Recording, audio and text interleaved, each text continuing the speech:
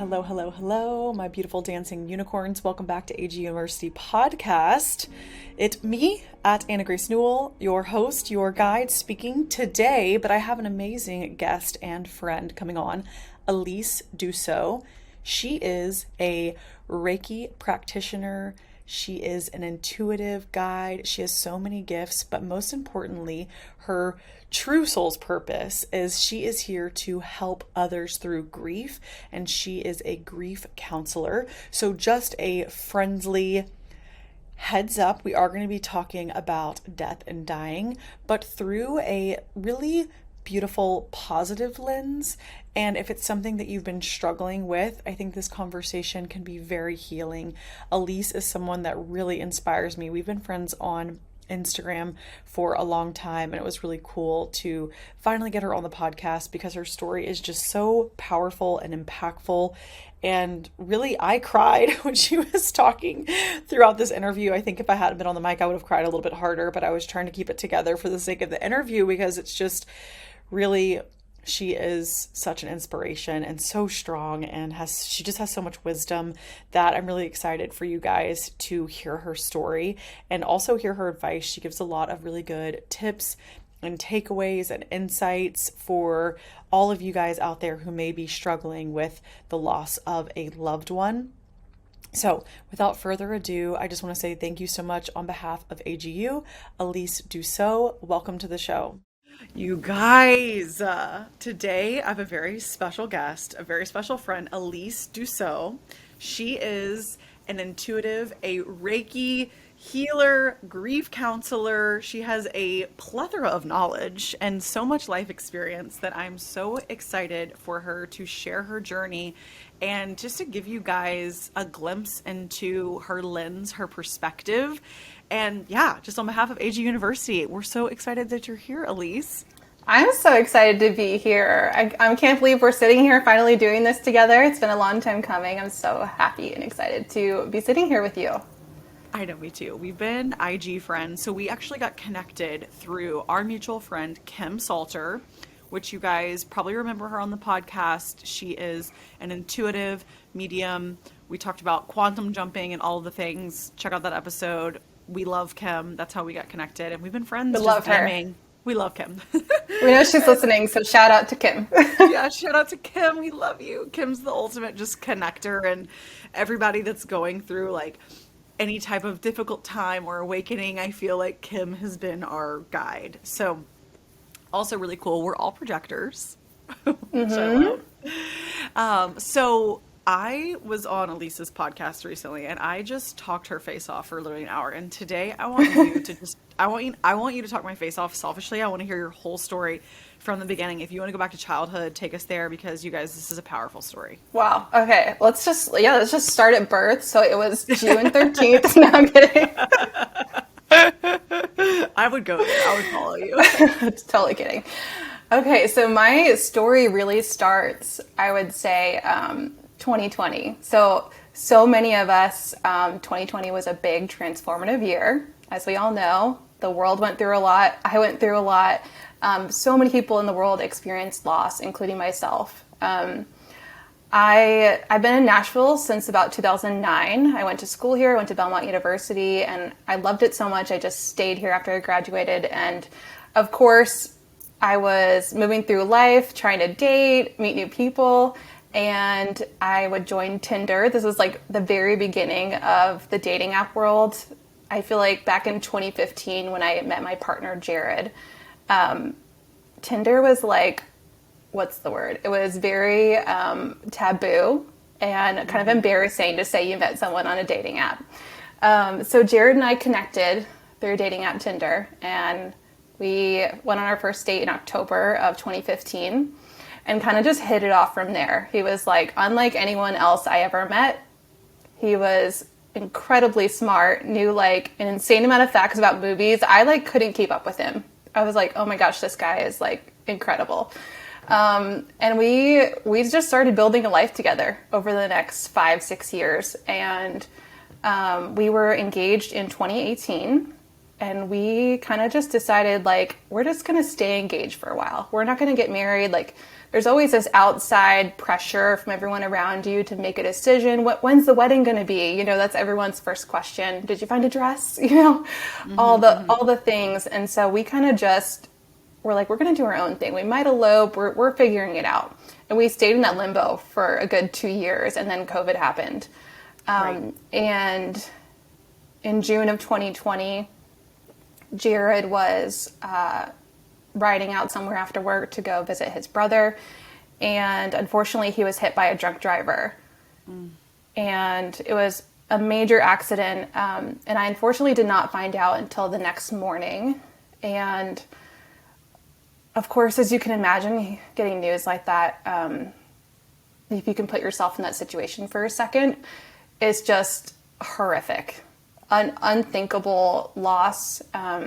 The night before, we had been living together, of course, and the night before, I remember like waiting for him to come home and having this weird feeling in the pit of my stomach, like something's not right, because normally your partner will check in with you, be like, oh, I'm going to be home late, you know, so on and so on. And I hadn't heard from him. And I remember sitting up in my bed, it was like midnight at this point, and I was Googling like traffic cams and traffic accidents in Nashville, trying to figure out, like, did something happen? I just had this gut feeling, you know, what I would now call my intuition. And I actually saw the actual accident, like an image of it, but it was so blurry. I couldn't make out what the vehicles were. There was no information about the drivers involved. So I kind of just told myself, Alyse, you're crazy, go to sleep. And it wasn't until like 5 a.m. the next morning I got a call from his mother asking me if it was true. And so that was when I first found out. And from there, life did a 180, you know. I took some time off work, spent a lot of time just with his family. You know, you do the things that people do. You gather, you celebrate someone's life. And then from there, I felt like I didn't know where I belonged anymore, if that makes sense, because so much of my life was wrapped up in him and our life together and what we were together as a couple, that I was like, okay, who's Alyse now? You know? And all I wanted more than anything was to feel connected to him again. And I would have these moments of where I could like feel him sitting in the passenger seat next to me in the car. Or I would be sitting up in bed and I almost swore I could feel like his touch next to me on his side of the bed or on his pillow. All these little moments where I like kept feeling like he was close to me, but at this point in time, like I wasn't even sure if I believed in heaven and hell. I was very much like we talked about before, I grew up Catholic. I was very much removed from that world, and I didn't know what I believed about what happens after we pass. And I didn't think there was any possible way that he could be in this other plane where I could connect with him like this. And it wasn't until just after Christmas of that year, I read this book called Signs by Laura Lynn Jackson. It's my favorite book. I literally recommend it to everyone I know who's going through a loss. It's so amazing. I literally have like a pile of them over here that I just gift out to people. And I saw your story how Amazon accidentally quote sent you like 6 extra copies. Yeah. Sorry to interrupt. I had ordered 1 copy for someone who I know recently lost someone, and I got 6 in the mail. So there'll be a giveaway happening. I don't know when this episode's coming out, but be on the lookout for that. So I read this book, this amazing book, and I suddenly decided like, okay, I'm gonna play here. I'm gonna see what can truly happen. And I started asking for specific signs. And that's what Laura Lynn talks about in her book, is that we all have this ability to connect with our loved ones in spirit. And you can do so by receiving signs like songs, certain animals that maybe speak to you. It can come in so many different ways. That's what I've learned, is it's not just the feather on the ground that we hear or the coin in your path. There's so many different ways that signs can come through, and you have the ability to ask your loved ones for a specific sign. And that's what I started doing. And I quickly realized that I wanted to get some validation for what I was seeing, hearing, and feeling from my loved ones. And that's when I sought out a medium, and I got connected with our good friend Kim Salter. And when I sat with her, the messages that started coming through, it was unreal. You could not deny that how connected Kim was. The first message that came through was him asking her to tell me, are you a runner or are you a walker? And when I first heard this, I'm like, what? What is he asking? And then I put it together. Like, it took me a second. His last name was Walker. He literally wanted me to say the words, I'm a walker. Because we were supposed to be married. Oh, it's going to make me cry. Yeah, it was, I instantly, like, I just met Kim for the first time. I was trying to hold back tears. It was such an emotional and beautiful reading and gave me so much validation of all the things I already knew about us and our connection. And from there, things just kind of, I went on that rabbit hole, like the spirituality rabbit hole, where I wanted to learn, I know you know this, like every single thing I possibly could about spirituality. So I read all the books, I listened to all the podcasts, I tried all the different modalities, intuitive readings, Reiki, and I was trying to find what I felt connected to. And I think at that point, I didn't even realize that I was going to be doing this for work, like that this was going to become my life, my career. And it wasn't until I had my first Reiki session, which I initially sought out to help release some anxiety that I was experiencing through my grief, that I decided I want to help people in this same way. And I feel really connected to this modality, and it kind of snowballed from there. Very quickly got my certification and opened my business within, I think, 5 or 6 months. And here we are now. It's been a whirlwind. Oh my gosh. Wow. Okay. Well, I've cried like 3 times. I haven't said anything while she was talking, but I'm just like, it's such a powerful story. And I think if I was sitting here alone, I would just let myself have a good cry right now because it's so beautiful. And it's so, I'm like, one, I'm sorry that you lost him, but also I'm so excited that you've gotten to know him and this other realm, this spirit realm was open for you, because I, was talking with a friend recently, and sometimes it really takes these experiences in life and death for us to really learn, like, wow, there is this whole other world, this whole other realm. There are angels and loved ones and people watching over us, but it really takes sometimes the most intense experience of our life to awaken us to those. It does, and I always say I wish I didn't have to get there this way through this experience, but I'm so glad that I did, and that Jared gets to know this version of me. Yeah, because when you guys were together, were you spiritual? Were you open? Where were you at? I was not spiritual. It's very much, I wouldn't have called myself an atheist, but I feel like I just believed in nothing, if that makes sense. And I was very much just wrapped up in my life. Like, I've told you this before, we were like so deep into the fitness and health and wellness world. Like, we were CrossFitting 7 days a week. If there was an 8th day, we would have been there. Like, we were so in it. I was going to train to be a health coach at that point. Like, that's what I was going to do, health and nutrition coaching. So this world that I'm in now is a complete 180 from where I was.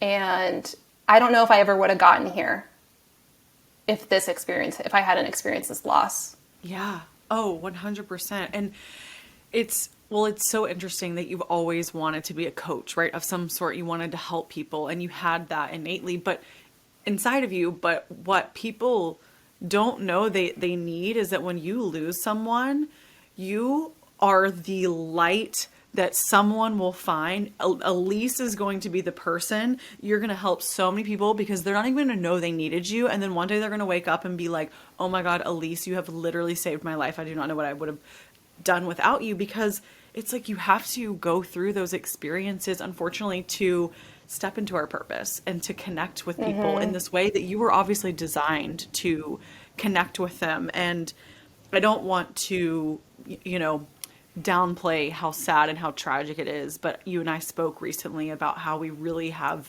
had such a profound perspective shift and seeing the beauty in the situation. So for anyone that's listening and you've lost a loved one, I am so sorry. And it is tragic and it is terrible, but I promise you, one, they never leave you. They're still connected. I do sessions similar to Kim, but connect with people all the time who are always there. They're so present. It's like this perfect little thin veil. As you know, we always say the veil is thin, and it's so true.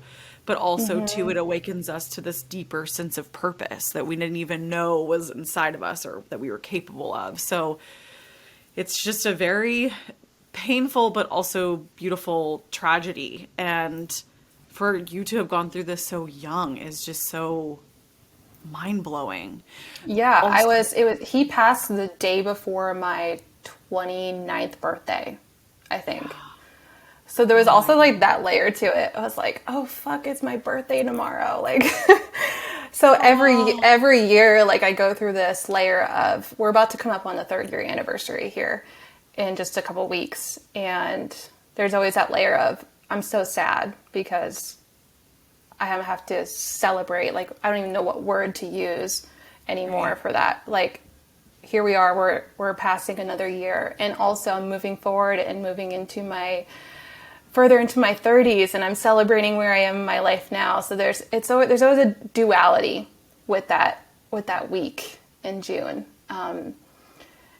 But when I go through it, I think about all the beautiful birthdays we did spend together and what we would have done together that year. And I always get some kind of gift from him in the form of a sign. And it's so, so amazing and cool when it comes in. I'll tell this story real quick. That first year after he passed, the first death anniversary, I was turning 30. So it was a big birthday. And I remember I had gone out to dinner with some friends, and I came home. I was spending a lot of time with my brother-in-law and their 2 kids, so Jared's brother and our niece and nephew. And we were sitting around the table having cupcakes, and I said to my nephew Max, I think he was only 3 or 4 at the time, and I said, do you know how old I'm turning? And I held up 3 fingers and a 0. I wanted him to say 30. Instead, he goes, Jared, Jared, Jared. And he's looking like beyond me when he's saying this to me. So I had to me, that was my gift of like that interaction. I was like, where did that come from? 100%. Little kids, especially before they're 5, I swear they can just see the whole spirit realm. I'm convinced. My niece right now, she's about to turn 1, and my sister says all the time that she's having, conversations and interactions and no one's there. And I'm like, it's probably a spirit. My sister thinks it's our grandmother, but it's so crazy. Little kids they're just so tapped in. They They're are. like, They're Jared, so Jared, tuned in. oh. Yeah. Were you like, where? Oh my God. I know. It's like, so crazy. I was like, what did he just say? Like, so in shock. It was so beautiful. So I've always gotten a little something like that every year. Yeah. Well, could you tell us a major aha moment where you're like, oh, this is real? Because I know I saw you post a reel one time that was like, I talk to him and he talks back to me, or like I can hear him, I can feel him. So would you share that experience with us if you feel comfortable? Oh yeah. I have like the moment exactly in my mind. This was very shortly after I had my reading with Kim. So we're talking probably spring of 2021. And I was trying to get back into CrossFit almost in a way of like honoring Jared, even though my heart wasn't in it. And I was trying really, really hard to go back to the gym. So I was still going back to our gym that we went to together occasionally. And I was in the middle of a workout. And we're on the rowing machine, and it was like a four round workout where you get a break. You get a minute break between each round. And I'm sitting there on the rowing machine, and this gentleman sitting next to me says, oh my gosh, the 3rd round is always the worst. And I heard this voice in my head that said, make it your best. And I knew immediately that it was Jared speaking to me in my ear. And I had never heard him like that, like audibly outside of my body before. And it was just something he would say, like just such a witty, like comment to make you build yourself up rather than letting you sulk and tear yourself down about, oh, this sucks. Like, this is really hard. Cause that's what I would say. I'd be like, I know, right? This shit sucks. But instead he's like, no, make it your best round. Like, do your best, put in your best effort. That's Jared. So when I heard that, I was like, oh my gosh, this is real. Like, that was him. And I couldn't, from there on, I couldn't deny it. That's how I explain to people.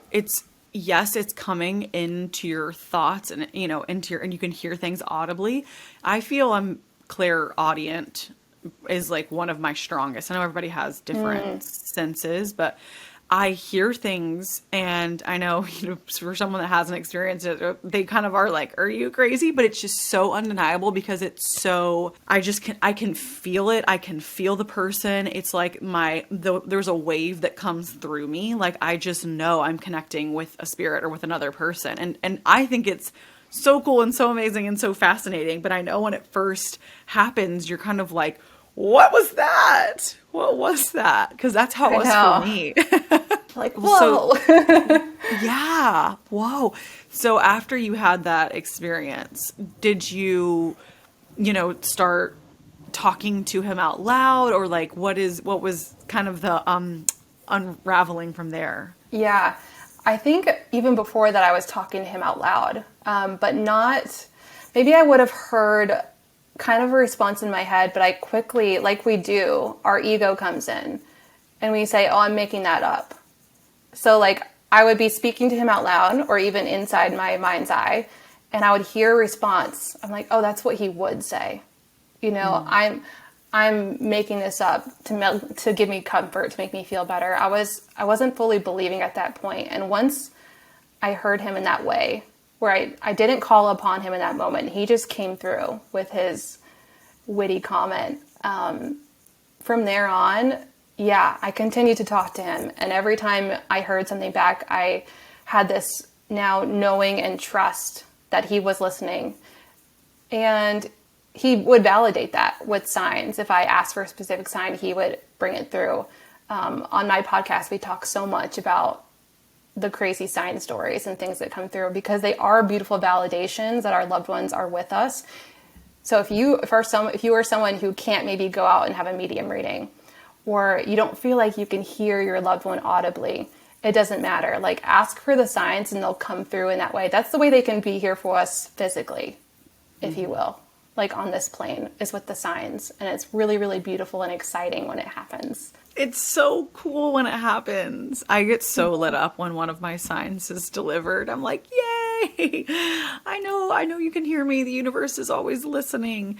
Wow, that is so amazing. I have so many questions floating around in my head. But I think, well, one, I do want to go a little bit deeper, because I haven't had anyone on the show that does Reiki and it kind of uses that as a healing modality. So I would love for you to take us there a little bit and how that helped you through your grieving process, maybe how that could help someone listening, and just give us a little more info there. Yeah, absolutely. So as I mentioned, I initially went to Reiki to relieve some anxiety I was having. A friend suggested it to me, and I had no idea what it was. I was like, okay, sure, I'll try it. Like, I'll do anything at this point. And when I had gone for my first session, I can't fully explain in words what I felt after, but I just knew I felt different. I felt a lightness, a wholeness that I didn't feel before. And so if you're not familiar with Reiki, it's a form of hands-on healing. It's a Japanese healing technique. And what it is literally channeling life force energy through our bodies. And life force energy is in all of us. It's literally, you can think about it as like the energy from God, if you believe in God. And what's happening when we're actually doing the Reiki is that we're moving this life force energy through your body to clear any energetic blocks that you may be having in your chakras. So, for instance, we have a throat chakra. That's where our voice is held. If you are moving through life and you go through a trauma, and maybe you're not able to use your voice or say the things that you want to say to someone, you might create an energetic block in your throat. And this can show up as sickness. It could be a neck pain. It could just kind of feel like a little frog in your throat, or like a something that you just constantly need to clear your throat. Reiki can come in and actually clear that energy from the blocked chakra, and then allow you to use your voice in the way that you need to.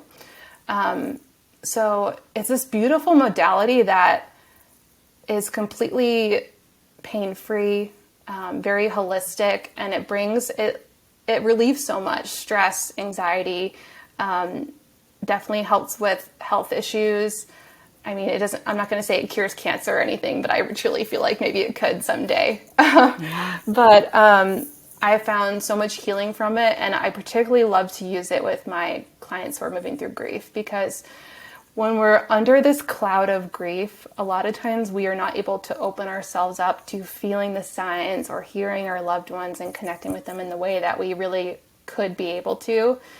And I feel like the Reiki just kind of clears all that and allows you to work through some emotions maybe that you're not able to verbalize sometimes. And it just opens you up to be able to feel, hear, and see more. It kind of is like a really great reset for your energetic body. Wow. That is so, I believe in Reiki. It is so powerful. It is such an interesting, I've had Reiki maybe 2 times, but I really, when I was in Nashville, I wanted to book a session with you, but it didn't Yeah, align, but I I want to do a know. session with you. Because you radiate. I always tell people, like, there are people online that say they're healers and say all these things, and sometimes you're like, are they really? But you just radiate this authentic code that you're a healer.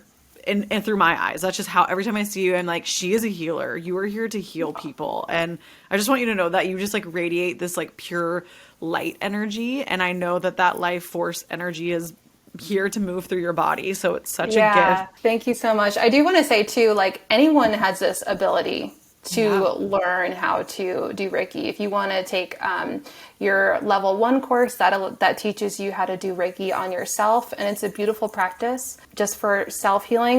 I mean, maybe it's not something that you want to do for others, and that's okay. But we all have this ability, and I really feel like even if you don't want to go ahead and take a course, this is a practice that you can do on your own. If you can imagine, even if you're in meditation or sitting in a quiet space, or maybe even you're at your desk at work and you're feeling overwhelmed, put your hands on your body somewhere and just imagine, even you could even do like a white light flowing from a source or wherever you believe it's coming from, through your crown, through your body, and like directing it towards a certain space. That really is kind of what Reiki is. Just directing an energy to a certain area of your body. It's essentially sending loving energy to the Yeah, body, it's just sending love and light, really. We always say that, oh, I'm sending you love and light. Truly, that's what it is. Yeah, like on a actual energetic level. Can you take a course anywhere? What does that look like? Yeah, there's a lot of different people offering courses. There's definitely an option to do like an in-person course. You can look up in your area, just Reiki masters in your area. That's what you want to look for. I worked with someone virtually. Her name is Stephanie Camille. And she goes by Medium in the Middle on Instagram. And she's an amazing Reiki master teacher. And she teaches levels 1 through 3. So you can start at level 1 and go all the way up to your masters. I feel like it's pretty widely available, but it can get expensive, the training for it. So that's why, like, if you're just going to use it for self, I would probably first try just doing that little practice of sending yourself healing light energy and see how you feel. And of course, there's always the option to go further with it and learn and take the training classes if you feel called to. Yeah. Yeah. Well, I love having resources. This is a university, so I want everyone to know. I'm like, where did you get into I've always thought about doing a Reiki training but I feel like I intuitively do it with clients. And so I'm honestly like, I have this kind of teetering with, do I always need a certification for things, or should I just let my intuition lead? We're such a certification society, but sometimes I think that we know how to heal ourselves. We do. Oh, for sure. So many of us think we need some kind of label or certification to claim that we are something, when a lot of us naturally already have this ability. Just like your intuition, like everyone's intuitive. You don't need to take a course to prove that you are intuitive or to get some kind of certification that you're a medium or a psychic or whatever it is. We all have it within us already. Totally. 100%. Do you feel like whenever you do Reiki sessions that you connect with your mediumship gifts? Like, I feel like you have so much there that you haven't even stepped into yet since it's so new. Yeah. So I am a developing medium. That really started so early on. So as I mentioned, I was connecting with Jared, and then very quickly after, I started connecting with other people's loved ones. And it was kind of on accident, to be honest. Me too. Me too. Yeah. I'll tell this story really fast because we were talking about Kim earlier, but I went to the Nashville Center's monthly sound bath that's benefiting the Frequency Center. It was, I think, one of the first ones they held. And I was there Kim happened to be there, but we weren't sitting next to each other or anything. And we go into our meditation for the sound bath, you know, this beautiful space. And I start feeling like an energy close to me, very much like when I connect with Jared, but it just felt different. It didn't feel like Jared. And I was like, okay, what is this?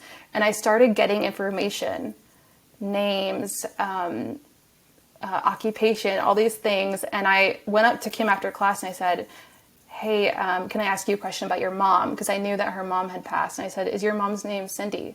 She's like, yeah. And so I started, like, I was connecting with her mom in class, and we both had to go our separate ways. We had to get home, but we texted like that whole night. And I basically was like giving her a reading through text messages.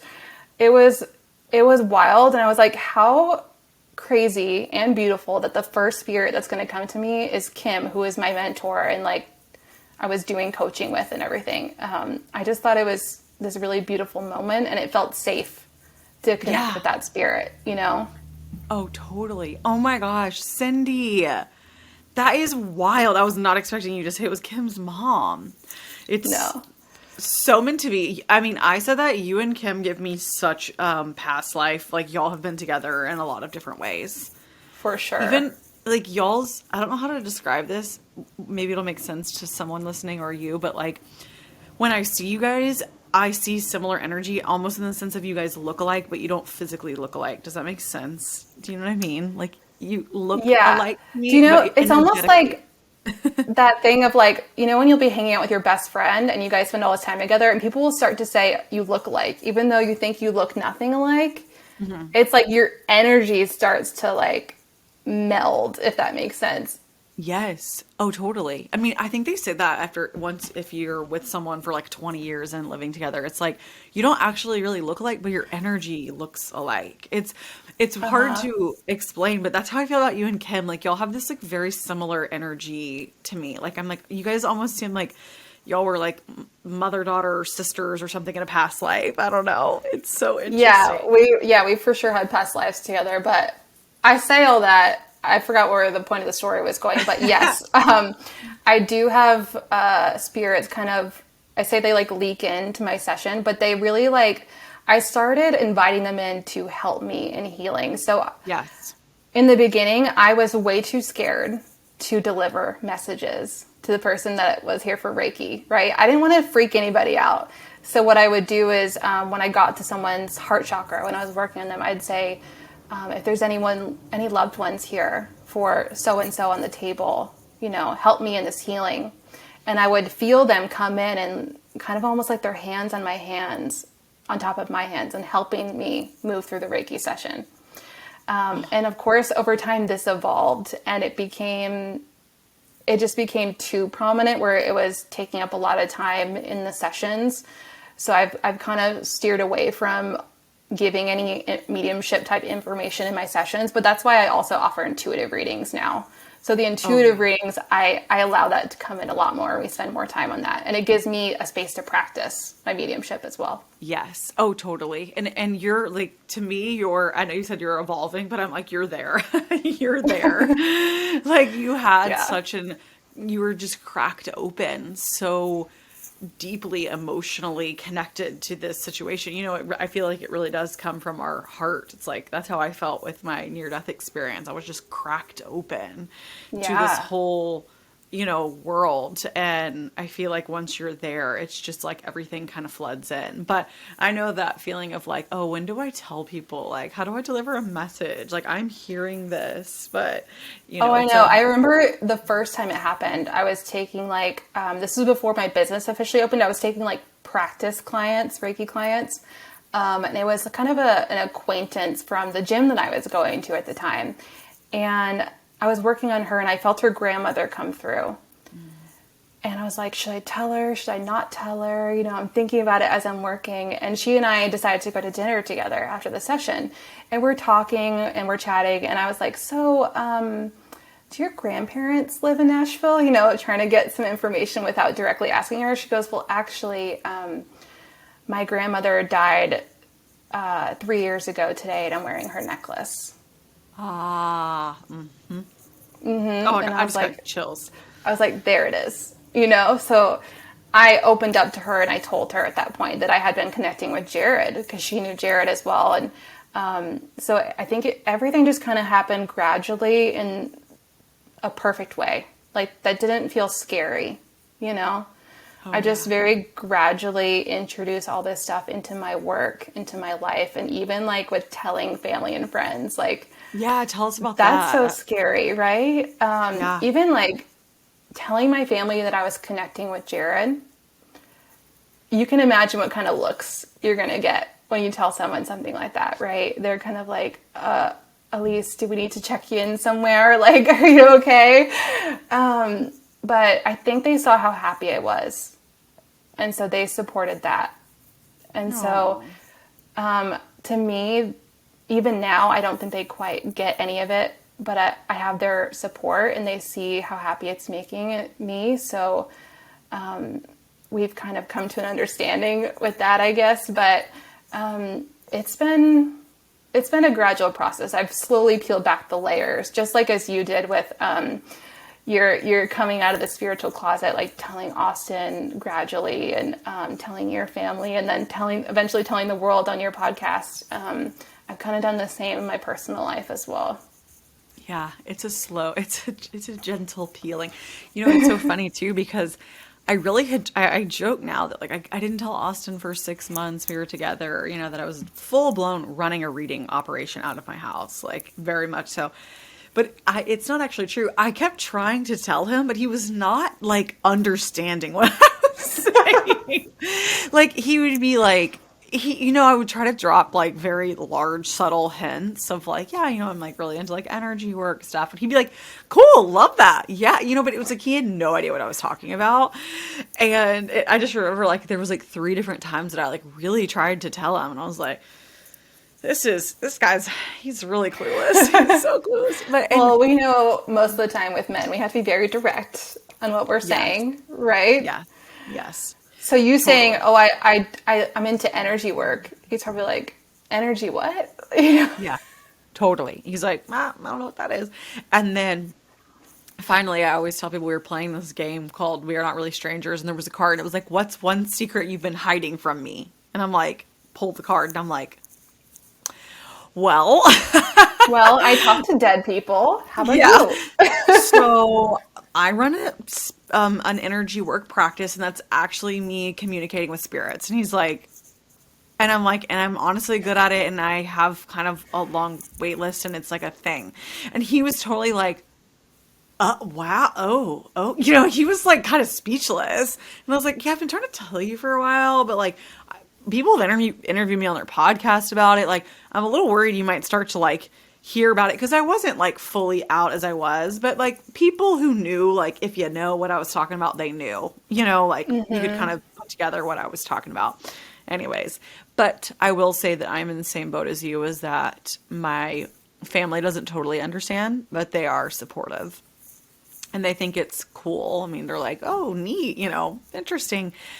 But I think that that's probably the place, and you and I talked about this, is that we don't have to convince anyone. We don't have to tell them of like what it is or totally explain it. I think that just allow people to receive the information from a place of acceptance is the greatest gift we could ask for.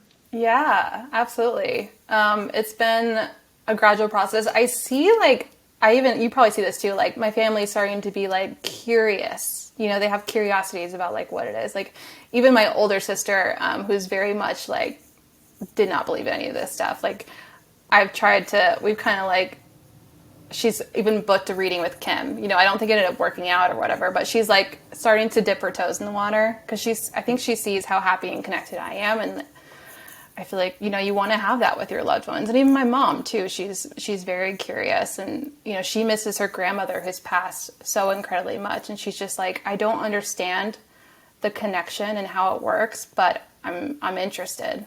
Yeah. Oh, totally. And that's probably your role in your family, as it is my role in my family, is to be this kind of activator energy for the whole family, because my mom had the same gifts as me, as did my grandmother.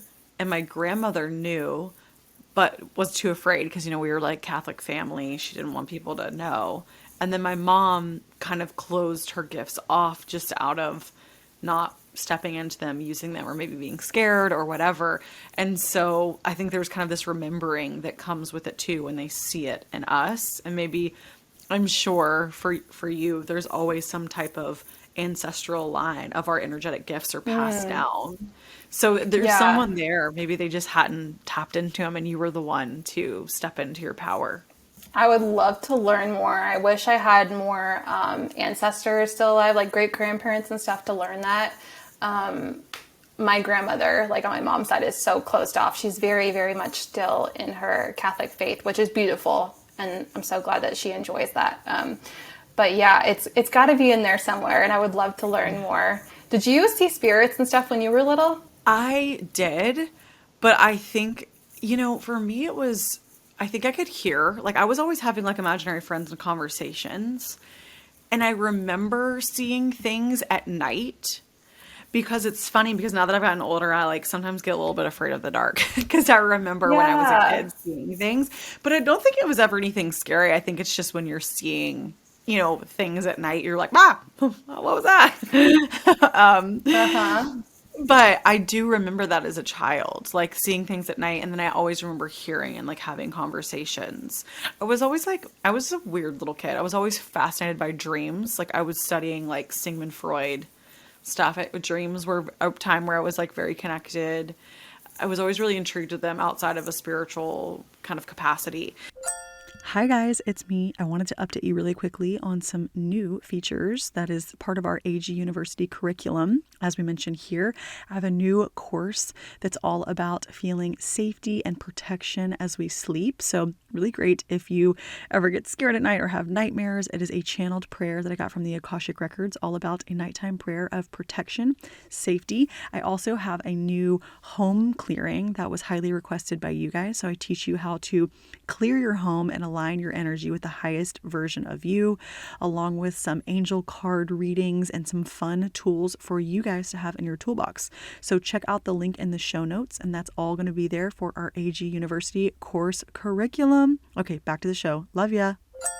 I do remember seeing things at night and like not really understanding what I was seeing. But then when I obviously had my near-death experience and came back into that, a lot of that resurfaced again. So, but it's crazy how much I forgot as a child, how spiritual I was. Yeah. Do you feel that way too? I don't even know that I called it. Obviously, back then I was like, didn't know that was spiritual. Right. Same. Yeah. But I think I was very connected in as well. I never, like when I was a kid, I didn't see ghosts or anything like that. Like Kim talks about how she saw ghosts in her room. I remember having this recurring dream. When I was a kid, I thought it was a dream where this woman would come to me and she would stand in front of me and she would count down from 10 down to 1. And like when she was going to get down to 1, like I knew something bad was going to happen. And I remember going to my mom's room every night for like 2 months because this woman kept visiting me in my dreams, right? Right. And so now looking back at it, like years later, I'm like, oh, maybe it was a spirit. So it's actually funny that you say that about the dreams, because I just recently, one of the courses that I'm doing is a nighttime, basically like a way to not, I don't like the word control, but to set up a really safe container for our dreams and for sleep, because I feel like a lot of times people have like scary dreams or stuff going on. I feel like there's a spiritual connotation there. So I just put together a course that I channel from the Akashic Records, and it's all about setting up a really safe container so that we feel safe going to bed at night. No one likes having like scary dreams or anything like that. But I'm with you. I'm like the dream world, and like when you have reoccurring stuff, I'm like, what is that? I still don't really totally know. It's confusing, but I know. I love that you're in a dream circle, by the way. I've heard you talk about that. And I'm so intrigued by this because I am such a I write down all of my dreams in a journal. I've been doing this for years, and I always tell my clients too when we're working in grief coaching, like write down your dreams and also ask your loved ones for dreams as well. And it might take a little time, but I feel like the practice of writing them down kind of helps your body like get into this rhythm process, and also like a rhythm of remembering them better. Like I always talk to people, they're like, I don't remember any of my dreams. I don't dream. I don't remember anything. Like try just writing down little pieces, even if it's like one word. Like you get up in the middle of the night and you write down one word that will help jog your memory in the morning. Dreams are so fascinating and super cool. Like they're like I always tell people they're like a window into another timeline. Totally. Oh, I know. I have had some dreams where I wake up and have massive breakthroughs, like truly like in serious channeled information comes through, and I'll write like this whole 3 pages about something that I've dreamt. It's crazy. Like yeah, I love that you have been writing, and that is very true. The more that you train yourself to write them down, the more that you'll remember. And I want to talk a little bit about your grief coaching and counseling and what that looks like and how you hold space for people, because I feel like that's such a needed career for when you're grieving, you need that. And so like, how does that look? Take us through that experience. Yeah, absolutely. I think grief coaching or grief counseling in general is a very new concept in the way that I think in the past, the resources available are typically like go see a therapist one-on-one or join some kind of like grief group locally to you. Like that's in history of time, that's kind of what's been available. And I feel like what I'm doing is so different. It's like its own, completely own thing. So when we're in grief coaching, one-on-one grief coaching together, I am helping people like me who have gone through grief, are currently going through grief, to reignite their connection with their loved ones in spirit. Because I have found through my journey and watching other people that I work with or am connected with, that reigniting that connection and feeling like your loved one is close to you again kind of takes away that like massive ache that you feel in your heart when you're missing someone so deeply that you love who's passed on. It brings this like closeness back that you never thought you would have again. It's just a continuation of the relationship is what it is. So in grief coaching, we're kind of finding that sweet spot of how you can best connect with your loved one. Maybe for you, it is just through dreams. Maybe that's all you want, and that's okay. Maybe for you, it's only asking for the signs. And maybe for you, it's full on talking to them and hearing them in your ear and the signs and the dreams, like all of it. So whatever best way feels most comfortable for them, that's what we're going to focus on. I also take people through just navigating the changing relationships in their life. That is one thing I notice, especially with losing a partner, is that so much in your life changes. Your connection to people around you will change based on how they're processing grief, if they're not acknowledging the grief or your grief. This is just something that kind of happens naturally. A lot of people will say, like, when I went through grief, I didn't feel like I connect with people around me anymore. You know, like even your closest friends, it might feel different, and that's okay. And we can learn to navigate that in the best way that feels natural and still feels like you can keep a connection if you want to, or how does the relationship evolve?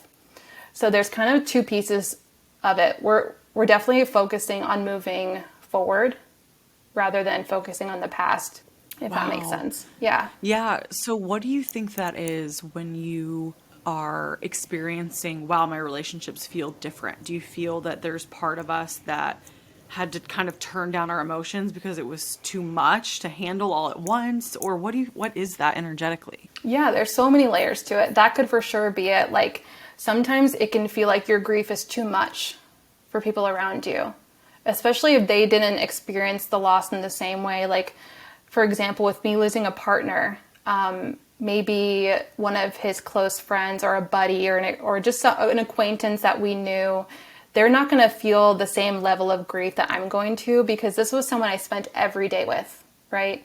It's going to feel sad, but it's not going to feel as big to them. So there's that element. There's also the element with family.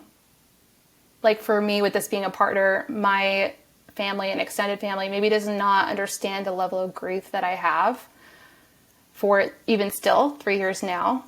So there's that layer. And as you move through all these layers, you might realize like you might need to let go of some relationships.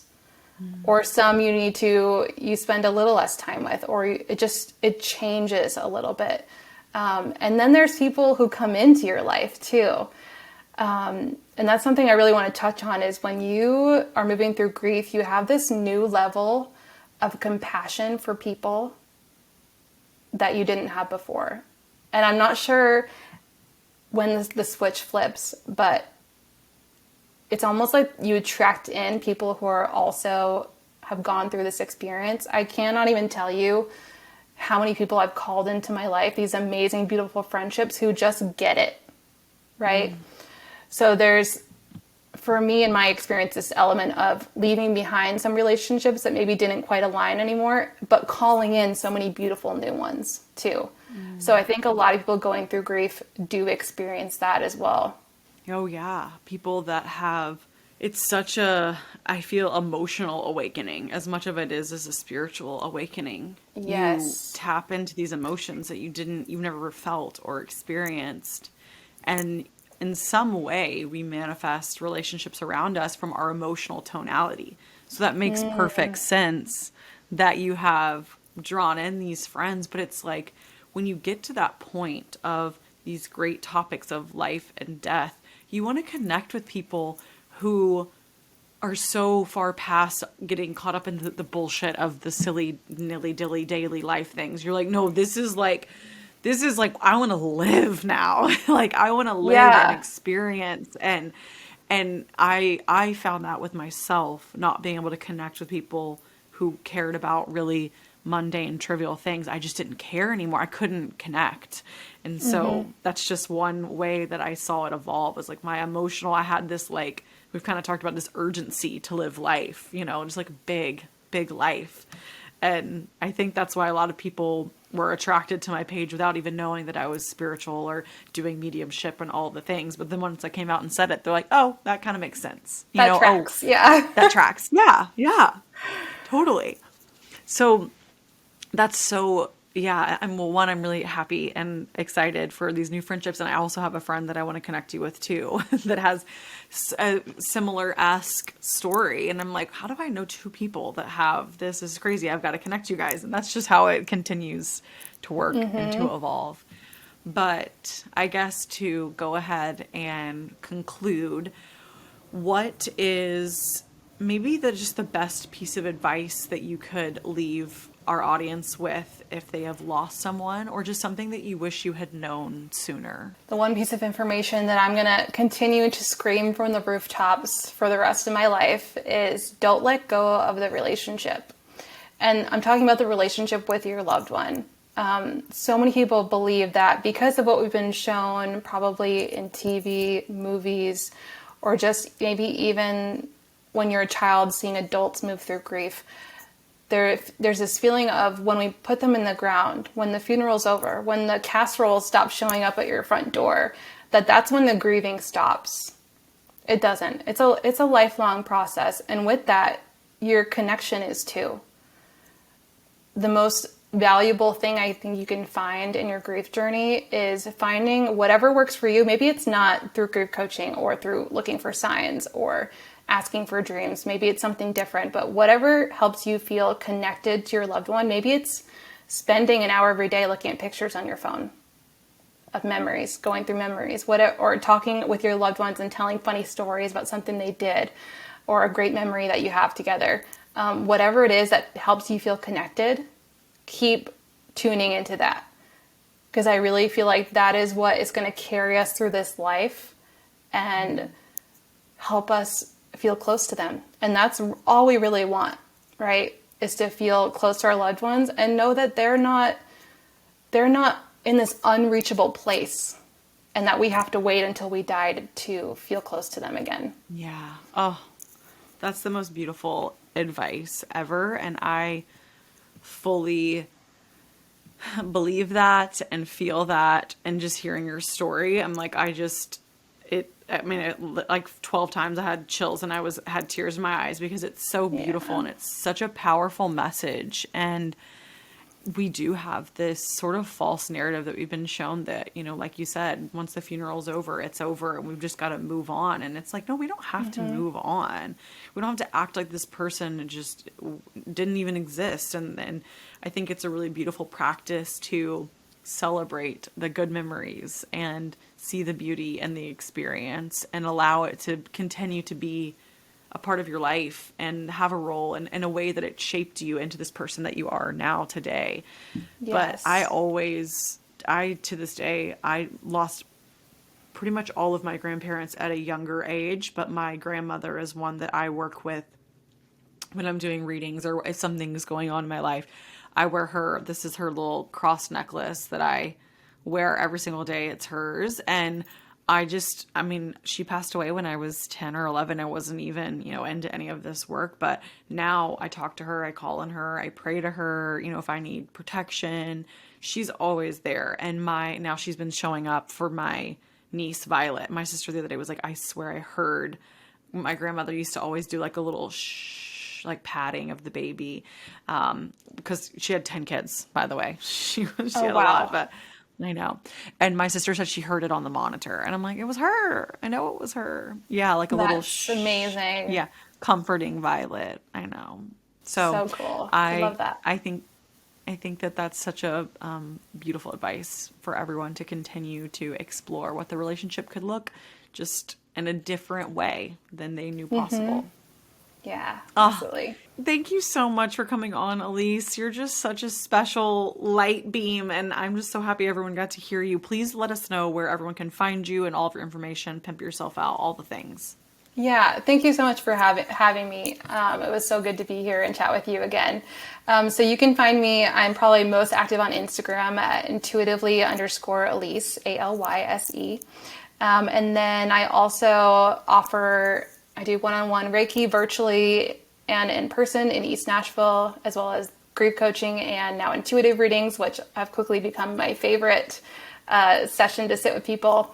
And then I also have a podcast called Grief Awakening, where we spend more time talking about everything that we spoke on today, connecting with our loved ones. And I have really amazing conversations with people who have gone through a similar journey. And it's just more and more validation that all of this is real and can happen, and you can continue the conversation with your loved ones. So that's where you can find me. Yes. You guys, please, if you have ever lost a loved one or someone in your life has lost a loved one and needs support, her podcast is such a great resource, such a good place to start, especially in terms of signs and angel numbers and all of the things. It's a really beautiful, supportive place. So I highly recommend. And yes, thank you so much for coming on. And I can't wait for this episode to go live. It's going to be Me too. Good. Thank you, AG. I adore you. Mwah. As always, I just wanted to say thank you so much for tuning in. If you feel so called or if it feels aligned, I would love for you to leave me a review here. I always love reading your beautiful thoughts and messages. And also you can find me at Anna Grace Newell on Instagram, TikTok, and YouTube. And I will link all of my courses, AG University course curriculum in the show notes, along with if you're interested in booking an Akashic Records reading with me. My scheduling link goes out in my newsletter. It goes out once a month and it's completely free. I would love to have you there. As always, I'm a proud professor and you get an A+ for making it all the way through the end. Love you.